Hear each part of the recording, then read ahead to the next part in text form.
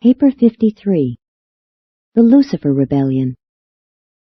Lucifer was a brilliant primary Lenonendex son of Nebadon. He had experienced service in many systems, had been a high counselor of his group, and was distinguished for wisdom, sagacity, and efficiency.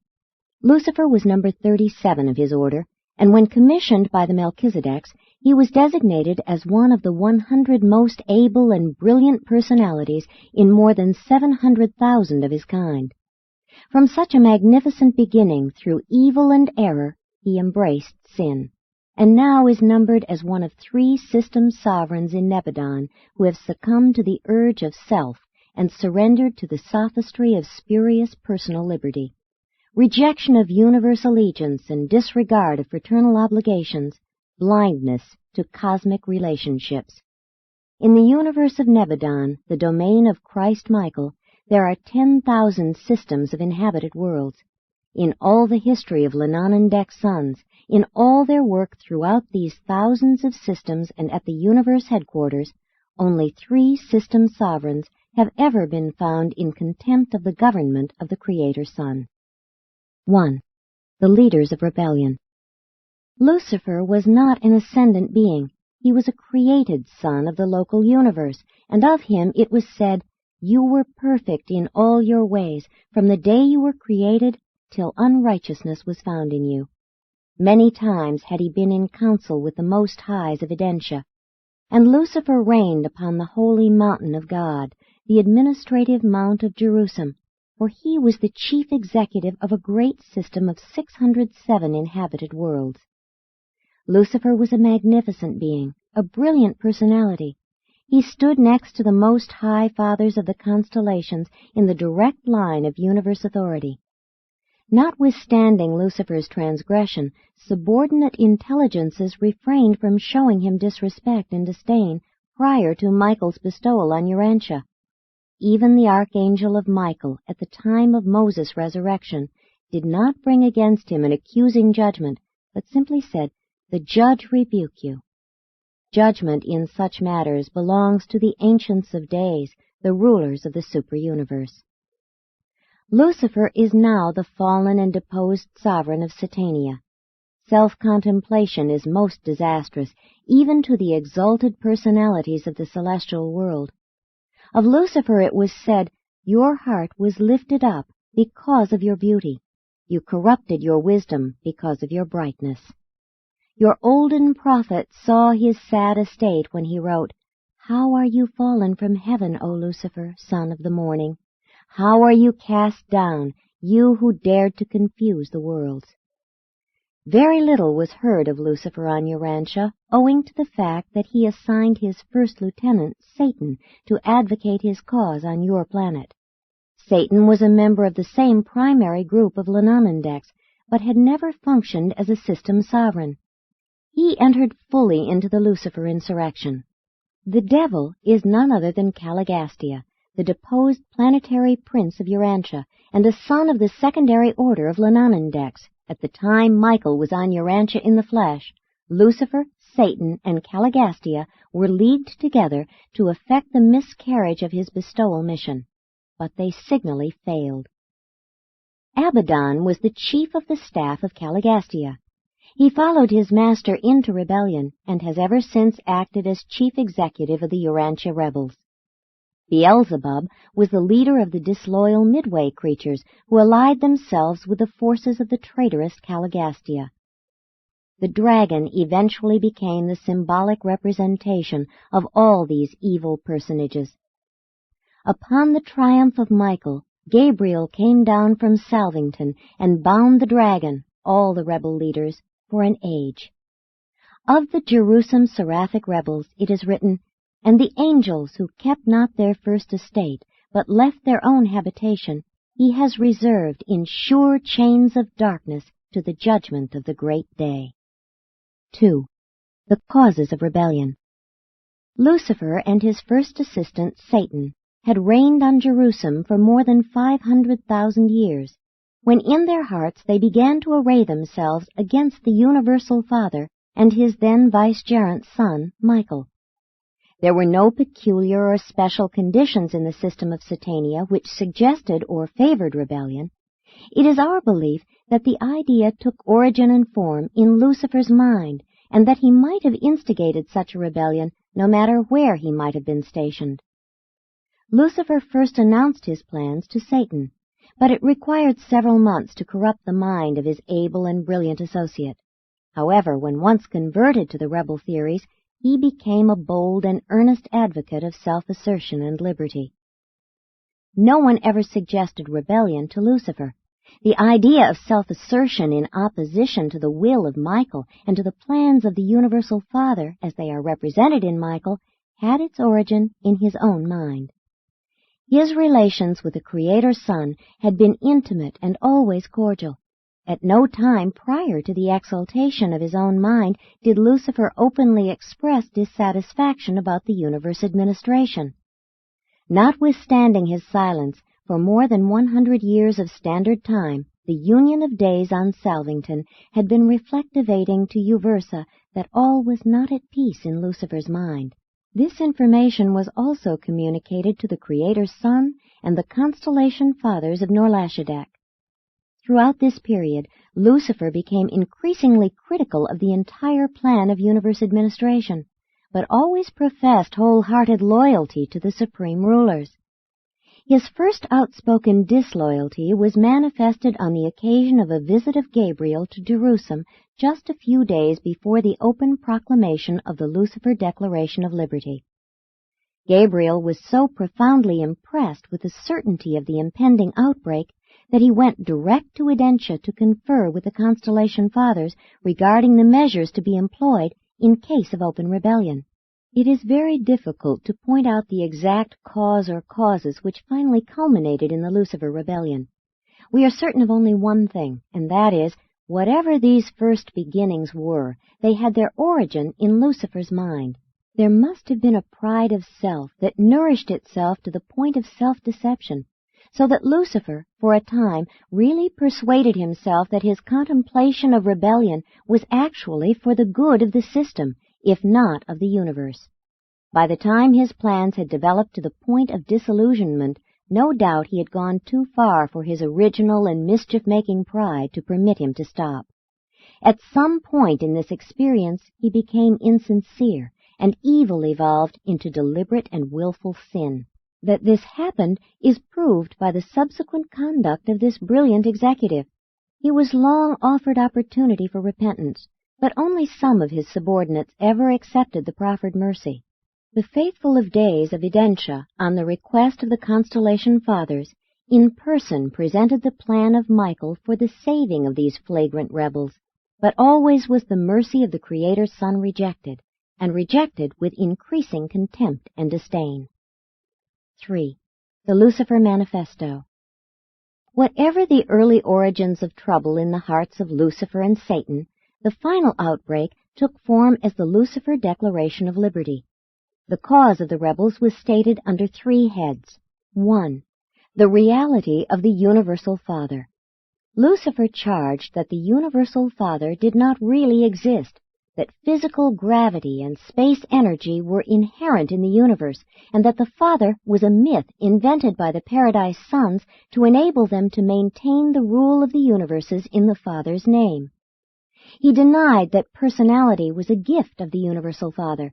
He even intimated that the Finalitors were in collusion with the Paradise Sons to foist fraud upon all creation, since they never brought back a very clear-cut idea of the Father's actual personality as it is discernible on Paradise. He traded on reverence as ignorance. The charge was sweeping, terrible, and blasphemous. It was this veiled attack upon the Finalitors that no doubt influenced the ascendant citizens then on Jerusalem to stand firm and remain steadfast in resistance to all the rebels' proposals. 2. The universe government of the Creator's Son, Michael. Lucifer contended that the local systems should be autonomous. He protested against the right of Michael, the Creator's Son, to assume sovereignty of Nebadon in the name of a hypothetical Paradise Father, and require all personalities to acknowledge allegiance to this unseen Father. He asserted that the whole plan of worship was a clever scheme to aggrandize the Paradise Sons. He was willing to acknowledge Michael as his creator father, but not as his god and rightful ruler. Most bitterly did he attack the right of the Ancients of Days, foreign potentates, to interfere in the affairs of the local systems and universes. These rulers he denounced as tyrants and usurpers. He exhorted his followers to believe that none of these rulers could do aught to interfere with the operation of complete home rule, if men and angels only had the courage to assert themselves and boldly claim their rights. He contended that the executioners of the Ancients of Days could be debarred from functioning in the local systems if the native beings would only assert their independence. He maintained that immortality was inherent in the system personalities, that resurrection was natural and automatic, and that all beings would live eternally except for the arbitrary and unjust acts of the executioners of the Ancients of Days. 3. The attack upon the universal plan of ascendant mortal training. Lucifer maintained that far too much time and energy were expended upon the scheme of so thoroughly training ascending mortals in the principles of universe administration, principles which he alleged were unethical and unsound. He protested against the age-long program for preparing the mortals of space for some unknown destiny, and pointed to the presence of the Phenolator Corps on Jerusalem as proof that these mortals had spent ages of preparation for some destiny of pure fiction. With derision he pointed out that the Phenolators had encountered a destiny no more glorious than to be returned to humble spheres similar to those of their origin. He intimated that they had been debauched by overmuch discipline and prolonged training, and that they were in reality traitors to their mortal fellows, since they were now cooperating with the scheme of enslaving all creation to the fictions of a mythical eternal destiny for ascending mortals. He advocated that ascenders should enjoy the liberty of individual self-determination. He challenged and condemned the entire plan of mortal ascension as sponsored by the Paradise Sons of God and supported by the Infinite Spirit. And it was with such a declaration of liberty that Lucifer launched his orgy of darkness and death. 4. Outbreak of the Rebellion.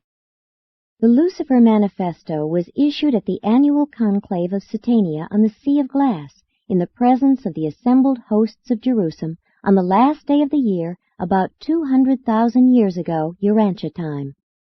Satan proclaimed that worship could be accorded the universal forces, physical, intellectual, and spiritual, but that allegiance could be acknowledged only to the actual and present ruler, Lucifer, the friend of men and angels, and the God of liberty. Self-assertion was the battle cry of the Lucifer Rebellion. One of his chief arguments was that if self-government was good and right for the Melchizedeks and other groups, it was equally good for all orders of intelligence. He was bold and persistent in the advocacy of the equality of mind and the brotherhood of intelligence. He maintained that all government should be limited to the local planets and their voluntary confederation into the local systems. All other supervision he disallowed. He promised the planetary princes that they should rule the worlds as supreme executives. He denounced the location of legislative activities on the constellation headquarters and the conduct of judicial affairs on the universe capital. He contended that all these functions of government should be concentrated on the system capitals, and proceeded to set up his own legislative assembly and organized his own tribunals under the jurisdiction of Satan. And he directed that the princes on the apostate worlds do the same. The entire administrative cabinet of Lucifer went over in a body and were sworn in publicly as the officers of the administration of the new head of the liberated worlds and systems. While there had been 2 previous rebellions in Nebadon, they were in distant constellations. Lucifer held that these insurrections were unsuccessful because the majority of the intelligences failed to follow their leaders. He contended that majorities rule, that mind is infallible. The freedom allowed him by the universe rulers apparently sustained many of his nefarious contentions. He defied all his superiors, yet they apparently took no note of his doings. He was given a free hand to prosecute his seductive plan without let or hindrance. All the merciful delays of justice Lucifer pointed to as evidence of the inability of the government of the Paradise Sons to stop the rebellion. He would openly defy and arrogantly challenge Michael, Emmanuel, and the Ancients of Days, and then point to the fact that no action ensued as positive evidence of the impotency of the universe and the super-universe governments. Gabriel was personally present throughout all these disloyal proceedings, and only announced that he would in due time speak for Michael, and that all beings would be left free and unmolested in their choice, that the government of the sons for the Father desired only that loyalty and devotion which was voluntary, wholehearted, and sophistry-proof. Lucifer was permitted fully to establish and thoroughly to organize his rebel government before Gabriel made any effort to contest the right of secession or to counterwork the rebel propaganda. But the Constellation Fathers immediately confined the action of these disloyal personalities to the system of Satania. Nevertheless, this period of delay was a time of great trial and testing to the loyal beings of all Satania. All was chaotic for a few years, and there was great confusion on the mansion world. 5. Nature of the conflict. Upon the outbreak of the Satania rebellion, Michael took counsel of his Paradise brother, Emmanuel. Following this momentous conference, Michael announced that he would pursue the same policy which had characterized his dealings with similar upheavals in the past, an attitude of non-interference. At the time of this rebellion and the two which preceded it, there was no absolute and personal sovereign authority in the universe of Nebadon. Michael ruled by divine right as vicegerent of the Universal Father, but not yet in his own personal right. He had not completed his bestowal career. He had not yet been vested with all power in heaven and on earth. From the outbreak of rebellion to the day of his enthronement as sovereign ruler of Nebadon, Michael never interfered with the rebel forces of Lucifer. They were allowed to run a free course for almost 200,000 years of Urantia time. Christ Michael now has ample power and authority to deal promptly, even summarily, with such outbreaks of disloyalty, but we doubt that this sovereign authority would lead him to act differently if another such upheaval should occur.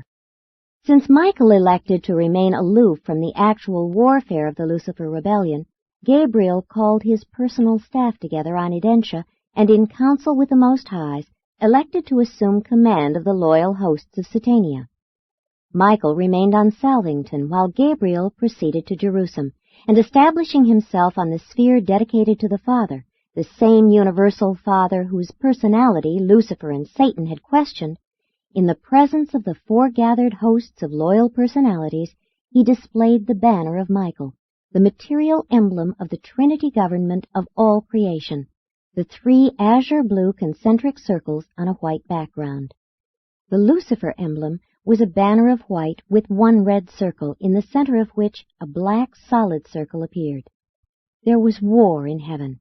Michael's commander and his angels fought against the dragon, Lucifer, Satan, and the apostate princes, and the dragon and his rebellious angels fought, but prevailed not.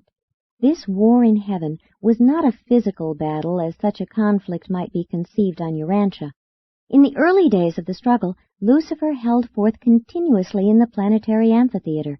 Gabriel conducted an unceasing exposure of the rebel sophistries from his headquarters taken up near at hand. The various personalities present on the sphere who were in doubt as to their attitude would journey back and forth between these discussions until they arrived at a final decision. But this war in heaven was very terrible and very real. While displaying none of the barbarities so characteristic of physical warfare on the immature worlds, this conflict was far more deadly. Material life is in jeopardy in material combat, but the war in heaven was fought in terms of life eternal. 6. A loyal seraphic commander. There were many noble and inspiring acts of devotion and loyalty which were performed by numerous personalities during the interim between the outbreak of hostilities and the arrival of the new system ruler and his staff. But the most thrilling of all these daring feats of devotion was the courageous conduct of Menosha, the second in command of the Satania headquarters Seraphim. At the outbreak of rebellion on Jerusalem, the head of the seraphic hosts joined the Lucifer cause. This no doubt explains why such a large number of the Fourth Order, the system administrator Seraphim, went astray. The seraphic leader was spiritually blinded by the brilliant personality of Lucifer. His charming ways fascinated the lower orders of celestial beings. They simply could not comprehend that it was possible for such a dazzling personality to go wrong. Not long since, in describing the experiences associated with the onset of the Lucifer rebellion, Minotia said, "But my most exhilarating moment was the thrilling adventure connected with the Lucifer rebellion when, as second seraphic commander, I refused to participate in the projected insult to Michael, and the powerful rebels sought my destruction by means of the liaison forces they had arranged. There was a tremendous upheaval on Jerusalem, but not a single loyal seraphim was harmed. Upon the default of my immediate superior, it devolved upon me to assume command of the angelic hosts of Jerusalem as the titular director of the confused seraphic affairs of the system. I was morally upheld by the Melchizedeks, ably assisted by a majority of the material sons, deserted by a tremendous group of my own order, but magnificently supported by the ascendant mortals on Jerusalem.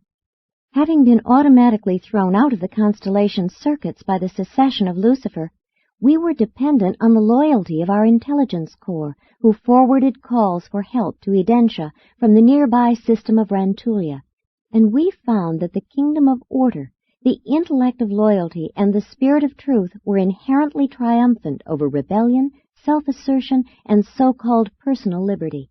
We were able to carry on until the arrival of the new system sovereign, the worthy successor of Lucifer.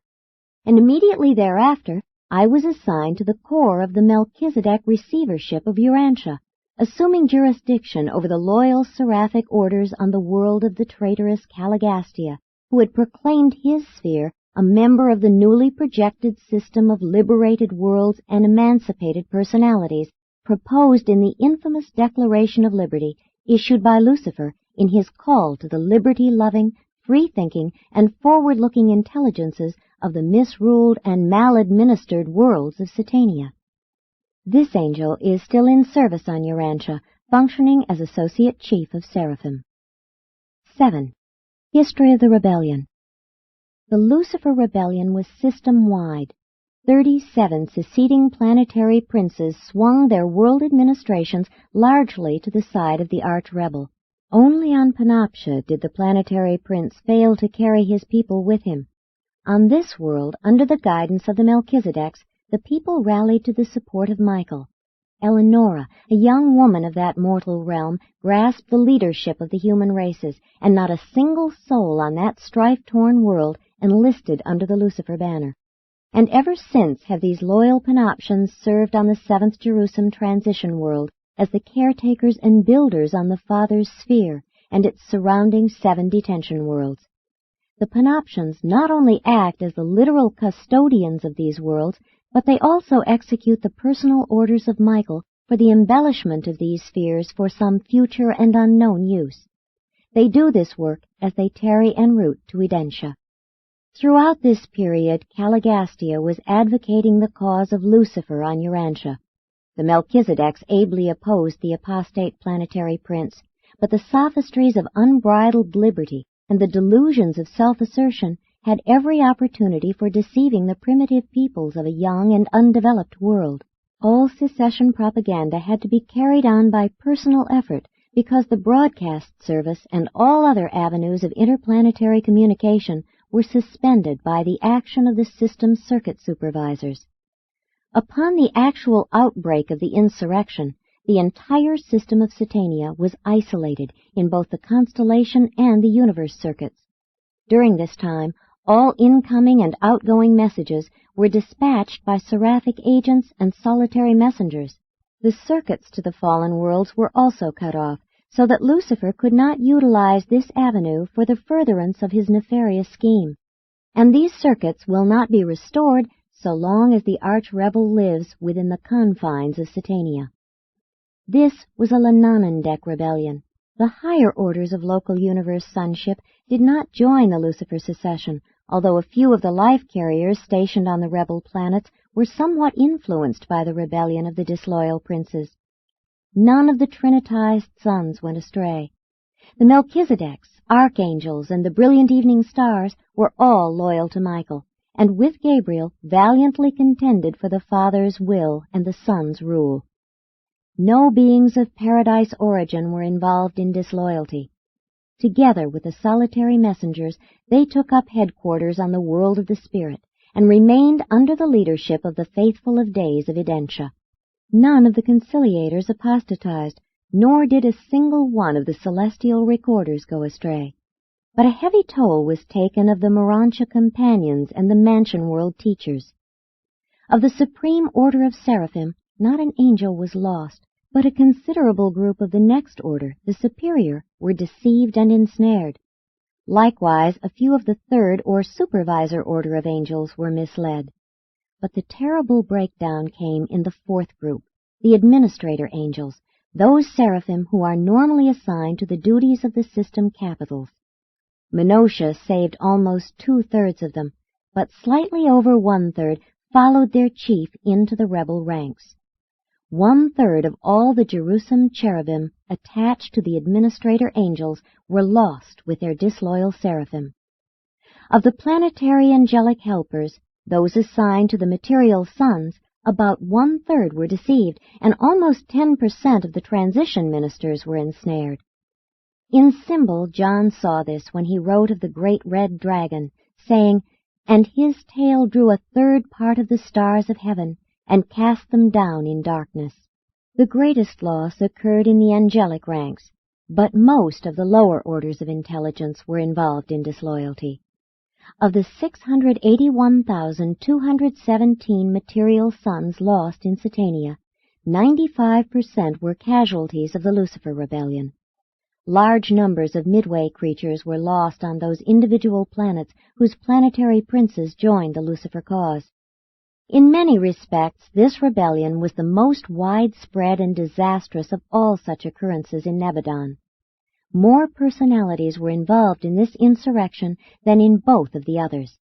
And it is to their everlasting dishonor that the emissaries of Lucifer and Satan spared not the infant training schools on the Phenolator cultural planet, but rather sought to corrupt these developing minds in mercy salvaged from the evolutionary worlds. The ascending mortals were vulnerable, but they withstood the sophistries of rebellion better than the lower spirits. While many on the lower mansion worlds, those who had not attained final fusion with their adjusters, fell. It is recorded to the glory of the wisdom of the ascension scheme that not a single member of the Satania ascendant citizenship resident on Jerusalem participated in the Lucifer rebellion. Hour by hour and day by day, the broadcast stations of all Nebadon were thronged by the anxious watchers of every imaginable class of celestial intelligence, who intently perused the bulletins of the Satania rebellion and rejoiced as the reports continuously narrated the unswerving loyalty of the ascending mortals, who under their Melchizedek leadership successfully withstood the combined and protracted efforts of all the subtle evil forces which so swiftly gathered around the banners of secession and sin. It was over 2 years of system time, from the beginning of the war in heaven until the installation of Lucifer's successor. But at last the new sovereign came, landing on the sea of glass with his staff. I was among the reserves mobilized on Urantia by Gabriel, and I well remember the first message of Lanaforge to the constellation father of Norlashadek. It read, "Not a single Jerusalem citizen was lost. Every ascendant mortal survived the fiery trial and emerged from the crucial test triumphant and altogether victorious." And on to Salvington, Uversa, and Paradise went this message of assurance that the survival experience of mortal ascension is the greatest security against rebellion and the surest safeguard against sin. This noble Jerusalem band of faithful mortals numbered just 187,432,811. With the arrival of Lanaforge, the arch-rebels were dethroned and shorn of all governing powers, though they were permitted freely to go about Jerusalem, the Urantia spheres, and even to the individual inhabited worlds. They continued their deceptive and seductive efforts to confuse and mislead the minds of men and angels, but as concerned their work on the administrative Mount of Jerusalem, their place was found no more. While Lucifer was deprived of all administrative authority in Satania, there then existed no local universe power, nor tribunal which could detain or destroy this wicked rebel. At that time, Michael was not a sovereign ruler. The Ancients of Days sustained the Constellation Fathers in their seizure of the system government, but they have never handed down any subsequent decisions in the many appeals still pending with regard to the present status and future disposition of Lucifer, Satan, and their associates. Thus were these arch-rebels allowed to roam the entire system to seek further penetration for their doctrines of discontent and self-assertion. But in almost 200,000 Urantia years, they have been unable to deceive another world. No Satania worlds have been lost since the fall of the 37, not even those younger worlds peopled since that day of rebellion. 8. The Son of Man on Urantia. Lucifer and Satan freely roamed the Satania system until the completion of the bestowal mission of Michael on Urantia. They were last on your world together during the time of their combined assault upon the Son of Man. Formerly, when the planetary princes, the sons of God, were periodically assembled, Satan came also, claiming that he represented all of the isolated worlds of the fallen planetary princes. But he has not been accorded such liberty on Jerusalem since Michael's terminal bestowal. Subsequent to their effort to corrupt Michael when in the bestowal flesh, all sympathy for Lucifer and Satan has perished throughout all Satania, that is, outside the isolated worlds of sin. The bestowal of Michael terminated the Lucifer rebellion in all Satania aside from the planets of the apostate planetary princes. And this was the significance of Jesus' personal experience just before his death in the flesh, when he one day exclaimed to his disciples, "And I beheld Satan fall as lightning from heaven." He had come with Lucifer to Urantia for the last crucial struggle. The Son of Man was confident of success, and he knew that his triumph on your world would forever settle the status of his age-long enemies, not only in Satania, but also in the other two systems where sin had entered. There was survival for mortals and security for angels when your master, in reply to the Lucifer proposals, calmly and with divine assurance replied, "Get you behind me, Satan." That was, in principle, the real end of the Lucifer rebellion. True, the Uversa tribunals have not yet rendered the executive decision regarding the appeal of Gabriel praying for the destruction of the rebels, but such a decree will no doubt be forthcoming in the fullness of time, since the first step in the hearing of this case has already been taken. Caligastia was recognized by the Son of Man as the technical prince of Urantia up to near the time of his death. Said Jesus, "Now is the judgment of this world. Now shall the prince of this world be cast down." And then, still nearer the completion of his life work, he announced, "The prince of this world is judged." And it is this same dethroned and discredited prince who was once termed God of Urantia. The last act of Michael before leaving Urantia was to offer mercy to Caligastia and Dalagastia, but they spurned his tender proffer. Caligastia, your apostate planetary prince, is still free on Urantia to prosecute his nefarious designs, but he has absolutely no power to enter the minds of men. Neither can he draw near to their souls to tempt or corrupt them, unless they really desire to be cursed with his wicked presence. Before the bestowal of Michael, these rulers of darkness sought to maintain their authority on Urantia, and they persistently withstood the minor and subordinate celestial personalities.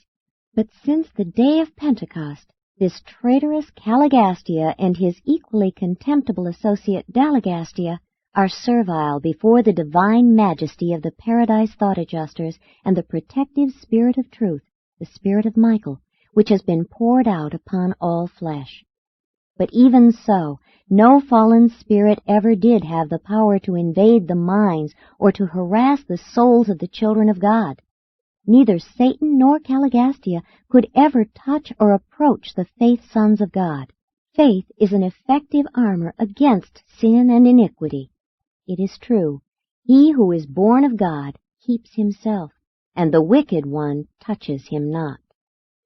In general, when weak and dissolute mortals are supposed to be under the influence of devils and demons, they are merely being dominated by their own inherent and debased tendencies, being led away by their own natural propensities.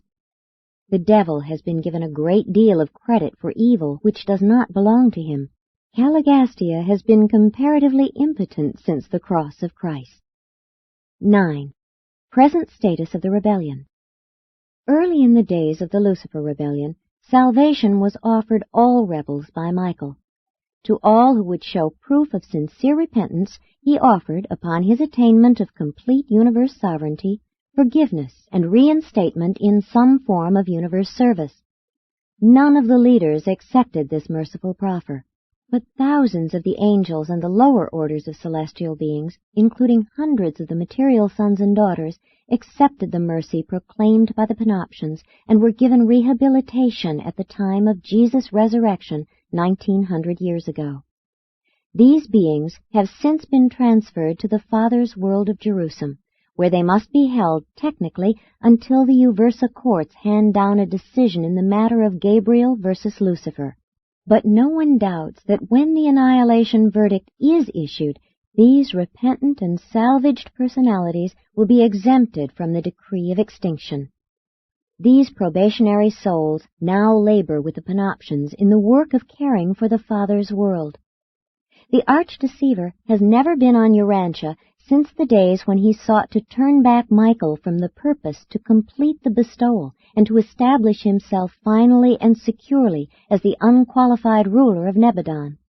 Upon Michael's becoming the settled head of the universe of Nebadon, Lucifer was taken into custody by the agents of the Uversa Ancients of Days, and has since been a prisoner on satellite number 1 of the Father's group of the transition spheres of Jerusalem. And here the rulers of other worlds and systems behold the end of the unfaithful sovereign of Satania. Paul knew of the status of these rebellious leaders following Michael's bestowal, for he wrote of Caligastia's chiefs as spiritual hosts of wickedness in the heavenly places. Michael, upon assuming the supreme sovereignty of Nebadon, petitioned the Ancients of Days for authority to intern all personalities concerned in the Lucifer rebellion, pending the rulings of the super-universe tribunals in the case of Gabriel versus Lucifer, placed on the records of the Uversa Supreme Court almost 200,000 years ago, as you reckon time.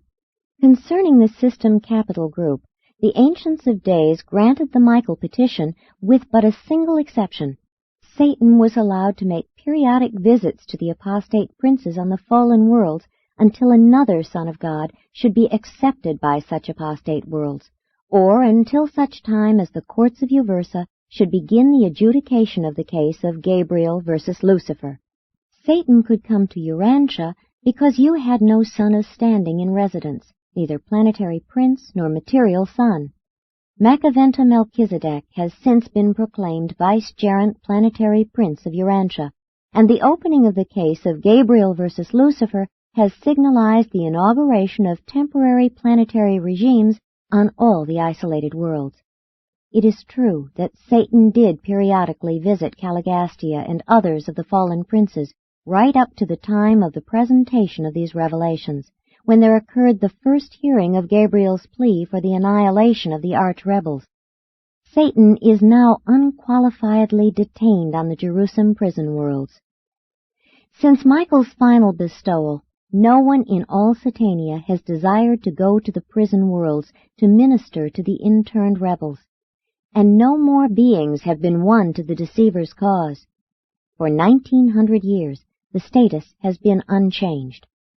We do not look for a removal of the present Satania restrictions until the Ancients of Days make final disposition of the arch-rebels. The system circuits will not be reinstated so long as Lucifer lives. Meantime, he is wholly inactive. The rebellion has ended on Jerusalem. It ends on the fallen worlds as fast as divine sons arrive. We believe that all rebels who will ever accept mercy have done so. We await the flashing broadcast that will deprive these traitors of personality existence. We anticipate the verdict of Uversa will be announced by the executionary broadcast, which will effect the annihilation of these interned rebels. Then will you look for their places, but they shall not be found. And they who know you among the worlds will be astonished at you. You have been a terror, but never shall you be any more. And thus shall all of these unworthy traitors become as though they had not been. All await the Uversa decree. But for ages the 7 prison worlds of spiritual darkness in Satania have constituted a solemn warning to all Nebadon, eloquently and effectively proclaiming the great truth that the way of the transgressor is hard, that within every sin is concealed the seed of its own destruction, that the wages of sin is death. Presented by Manavandet Melchizedek, one time attached to the receivership of Urantia.